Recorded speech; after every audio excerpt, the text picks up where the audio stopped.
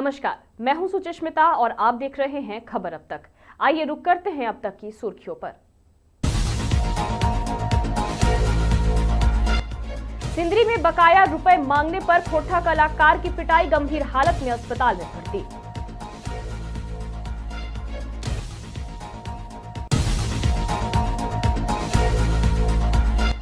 मोकामा हत्याकांड में पूर्व विधायक अनंत सिंह गिरफ्तार, चुनाव आयोग ने 4 अफसरों पर की सख्त कार्रवाई।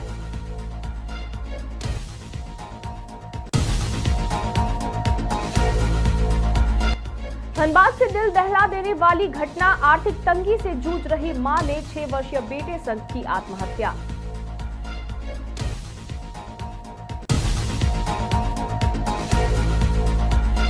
धर्मेंद्र यादव को मिली बड़ी जिम्मेदारी, बने दुर्गापुर नगर निगम निदेशक मंडल के नए उपाध्यक्ष।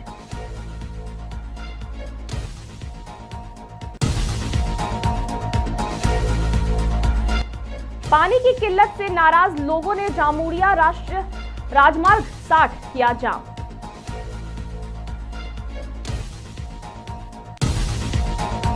अब बढ़ते हैं विस्तारित खबरों की ओर। धनबाद जिले के सिंदरी में बकाया पैसे मांगना एक खोटा कलाकार को भारी पड़ गया। जानकारी के अनुसार सिंदरी निवासी गायक रॉबिन दास को एक शादी समारोह में रोड शो के लिए कपूरिया बुलाया गया था। कार्यक्रम पूरा करने के बाद जब उन्होंने मेहनताना मांगा तो दूल्हा टिंकू दास, उसके भाई और कुछ अन्य युवकों ने उन पर हमला कर दिया। हमले में गंभीर रूप से घायल कलाकार को इलाज के लिए धनबाद के SNMMCH में भर्ती कराया गया है, जहां उनकी हालत चिंताजनक बताई जा रही है। रॉबिन दास ने आरोप लगाया है कि केवल बकाया रुपए मांगने पर ही उनके साथ मारपीट की गई। पुलिस मामले की जांच में जुटी हुई है। कल एक कार्यक्रम करने गए थे, जो कि मैं बैंड बाजा वाला हूँ, उसी से मैं रोजी रोटी चलाता हूँ, एक गायक हूँ। कल सिंदरी टिंकू दास के घर में मेरा कल बुकिंग था। टिंकू दास का आवास में पहुंचा, सिंदरी उनका घर। वहाँ का जो भी कार्यक्रम था मैंने बहुत अच्छी तरीके से निभाया, ज़्यादा ही किया कि कम नहीं, बहुत अच्छी तरीके से निभा कर। और मेरा बात था कि आप मेरा घर में काम कर दीजिएगा, उसके बाद आपको फुल पेमेंट यही मिल जाएगा।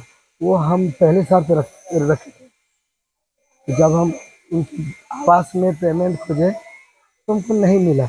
ये दिलासा मिला कि चलिए बुलाए तो देंगे नहीं क्या, कपूरिया मोड़ बारात लगाने चाहिए। क्योंकि मैं भी बाहर से साउंड, बाहर से बजाने वाला, बाहर से गाड़ी ट्रॉली, सब मेरा तो घर का है नहीं। जब वहाँ हम पहुँचे, बाराती में सब कुछ सेटअप लगा दिए और अपना काम स्टार्ट किए, अपना चेक उक करके खड़ा रहे। उतने में ही जब बारात घुसा तो हम जाके टिंकू दास से बोले कि जैसा मेरा बात है पेमेंट मेरा कर दीजिए। मालिक ने मेरा तो सब पैसा मेरा नहीं, हमको तो बांटना पड़ता है, 22-25 आदमी का काम रहता है मेरा। तो वहाँ गाली देने लगा। टिंकू दास और प्रेम दास। टिंकू दास दूल्हा थे और प्रेम दास उनके भाई। पटना के मोकामा क्षेत्र में हुए दुलार चंद हत्या मामले में पुलिस ने बड़ी कार्रवाई करते हुए शनिवार देर रात पूर्व विधायक और NDA प्रत्याशी अनंत सिंह समेत 3 लोगों को गिरफ्तार किया। पटना SSP ने बताया कि घटना के दौरान आचार संहिता का उल्लंघन हुआ था। गिरफ्तार आरोपियों में अनंत सिंह, रंजीत राम और मणिकांत ठाकुर शामिल है। घटना के बाद भारत निर्वाचन आयोग ने सख्ती दिखाते हुए 4 अधिकारियों पर कार्रवाई की। आयोग ने पटना ग्रामीण SP विक्रम सिहाग का तबादला किया और बाढ़ अनुमंडल के SDO चंदन कुमार, SDPO राकेश कुमार व अभिषेक सिंह को तत्काल प्रभाव से हटाने का आदेश दिया। अभिषेक सिंह को निलंबित भी किया गया है। आयोग ने आदेश के अनुपालन की रिपोर्ट रविवार दोपहर 12 बजे तक मांगी है। नई नियुक्तियों में आशीष कुमार को बाढ़ का नया SDO, आनंद कुमार सिंह को बाढ़ 1 का SDPO और आयुष श्रीवास्तव को बाढ़ 2 का एसडीपीओ बनाया गया है। स्वागत करता हूं। जैसे आप लोगों को जानकारी होगी, जो घटना मोकामा विधानसभा क्षेत्र में हुआ है उसको जिला प्रशासन और पुलिस ने काफी अति गंभीरता से लिया है। गंभीरता से लेते हुए पूरी घटना का छानबीन भी पुलिस द्वारा पुलिसिय कार्रवाई के तहत की जा रही है। कांड दर्ज हुआ है और पुलिसिय कार्रवाई अलग से चल रही है। हम लोग इस घटना को बहुत ही सीरियसली देख रहे हैं और घटना के बाद काफी हम लोगों ने कार्रवाई की है। आज जो गिरफ्तारी हुई है इसके संबंध में एसएसपी साहब और केस के डिटेल संबंध में आपको बताएंगे।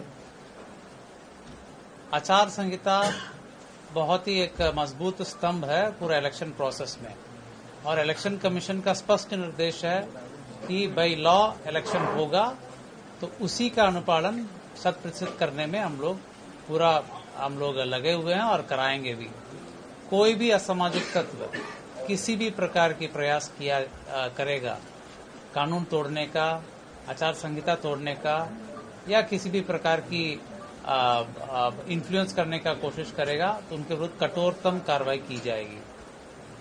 हम लोग 100% आर्म्स डिपोजिशन करने के लिए आदेश दिए हैं और लगातार जल्द से जल्द जितने भी लीगल आर्म्स हैं वो भी डिपॉजिट हो जाएंगे।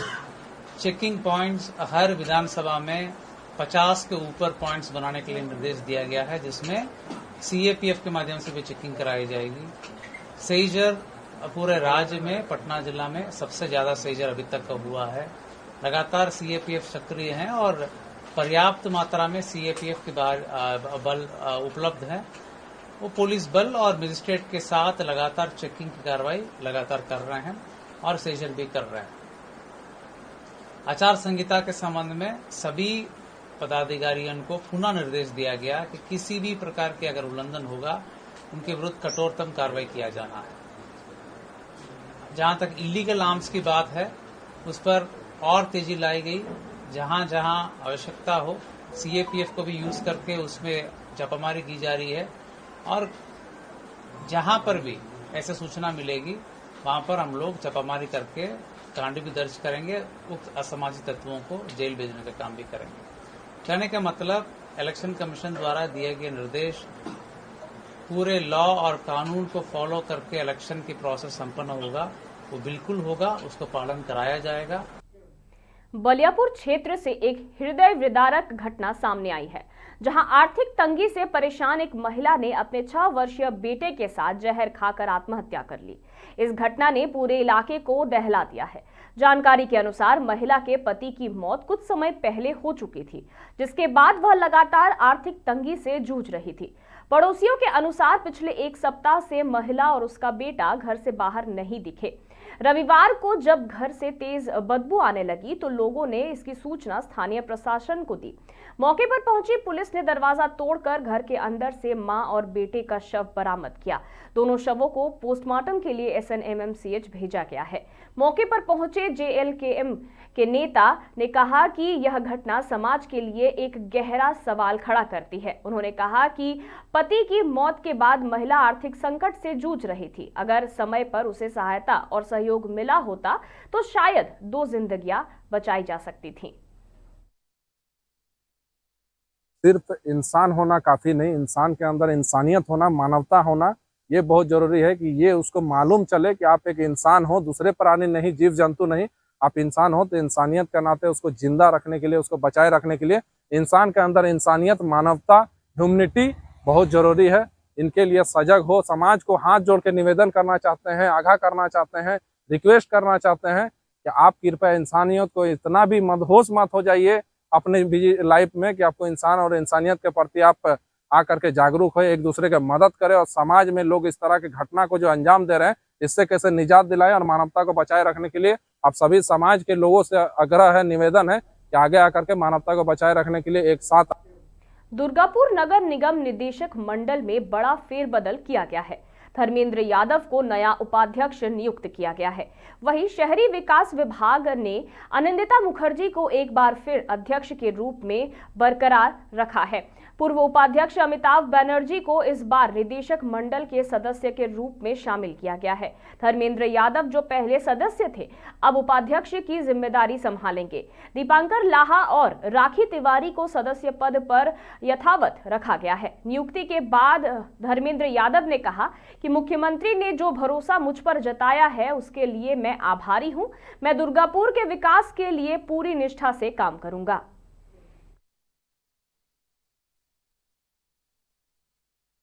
কাজ তো চলছেই, কাজ হবেই। বোর্ড তো সেম, বোর্ড তো আর কিছু হয়নি, শুধু ভাইস চেয়ারম্যানটা আমাকে এবার দায়িত্ব দেওয়া হয়েছে। এটা ধন্যবাদ জানাবো আমাদের মুখ্যমন্ত্রী মমতা বন্দ্যোপাধ্যায় এবং দলের ইউথ আইকন অভিষেক বন্দ্যোপাধ্যায়। দল এবং সরকার দুজনে আমার উপরে ভরসা করেছেন, এই বোর্ডের উপরে ভরসা করেছেন। কাজ যে আছে আগামী দিনে আমার কাজ করে যাবে। আমাকে বা কী করেছে এটা তো দল সিদ্ধান্ত নিয়েছে। আমরা তো এমনি দলের সিদ্ধান্ত আগে ছিলেন, দলের কথা শুনেই কাজ করি। দলে যে কাজ দিয়েছে, রেসপন্স দিয়েছে, এটা ভালোভাবে করার চেষ্টা করব। আগে ছিলেন অমিতাভ বন্দ্যোপাধ্যায়, তাকে কেন সরানো হলো? এটা তো দল ভেবেছে, এটা তো আমার বলতে পারবো না। দল নিশ্চয়ই কিছু একটা রণনীতি বা কিছু একটা চিন্তাভাবনা করেছে। আমি দলের একটা একনিষ্ঠ কর্মী হিসাবে বা কর্পোরেশনের একটা রেভিনিউ হিসাবে দল এবং সরকার যে দায়িত্ব দেবে ওটা পালন করার চেষ্টা করব। पानी की लगातार कमी से परेशान स्थानीय निवासियों ने रविवार सुबह जामुड़िया थाना क्षेत्र के कुंस्तोड़िया स्थित काटा मोड़ पर राष्ट्रीय राजमार्ग 60 को जाम कर दिया। महिलाओं की बड़ी संख्या सड़क पर उतर आई और पानी की आपूर्ति बहाल करने की मांग को लेकर जोरदार प्रदर्शन किया। प्रदर्शनकारियों का कहना था कि पिछले कई महीनों से इलाके में जल संकट गंभीर होता जा रहा है। पहले जहां नियमित रूप से पानी मिलता था, अब बहुत कम मात्रा में आपूर्ति की जा रही है। कई बार तो लगातार कई दिनों तक एक बूंद पानी भी नसीब में नहीं होता, जिससे लोगों को भारी मुश्किलों का सामना करना पड़ रहा है। प्रदर्शन के चलते राष्ट्रीय राजमार्ग पर लंबा जाम लग गया और यातायात ठप हो गया। सूचना मिलते ही जामुड़िया थाना पुलिस मौके पर पहुंची और प्रदर्शनकारियों से बातचीत की। पुलिस ने जल समस्या के समाधान का आश्वासन दिया, जिसके बाद लोगों ने जाम हटाया और यातायात धीरे धीरे सामान्य हो गया। কতদিন ধরে? 6 মাস ধরে জল নাই। একদিন আসছে, 10 দিন আসছে না। জল তো খেতে হবে, গরিব মানুষ কোথায় কিনে খাবে? বড় লোক পয়সা আছে কিনে খেয়ে নেবে, গরিব মানুষ কোথায় কিনে খাবে? যে রোজি 250 টাকা কামাচ্ছে, জল কিনে খাবে না চাল কিনে খাবে না ভাত সবজি কিনে খাবে? সব জিনিসের দাম তো মহাঙ্গায় বেড়ে যাচ্ছে, কমছে না তো কিছুই। তাহলে মহাঙ্গায় জল কিনে খাবে না চাল কিনে খাবে না ডাল কিনে খাবে না তরকারি কিনে খাবে? গরিব মানুষ কোথায় পাবে? 250-300 টাকা কাজ করে। আপনাদের কি দাবি আছে? আমাদের জলের দাবি আছে, জল চাই। জল মানে পাওয়া যাচ্ছে না, অনেকদিন ধরে হয়ে গেল। বললো জল দিচ্ছে, জল দেবো, জল দেওয়ার কোনো সিন নেই। হ্যাঁ পড়ছে, ওই ধারে পাড়া দিকে জল পড়ছে, কিন্তু এই সাইডে জল নেই। ঠিক আছে, এবারে এটার কোনো ব্যবস্থাই নেই। যেই পার্টি করুক না, একটা জলের ব্যবস্থা তো করা দরকার, পানীয় জল। এবারে ট্যাঙ্কারের জল আনছে, কুয়ারের থেকে আনছে, সেই জলটা তো খাবারের উপযুক্ত নয়। এটা বছরের পর বছর যদি হয় তো মানুষ তো সমস্যা দাঁড়াবে না। কোন এলাকাতে সমস্যা আছে? বলিয়ারি আমরা শ্রোতা আছি, জল নেই। खबर अब तक में फिलहाल इतना ही और खबरों के लिए देखते रहिए मिरर मीडिया।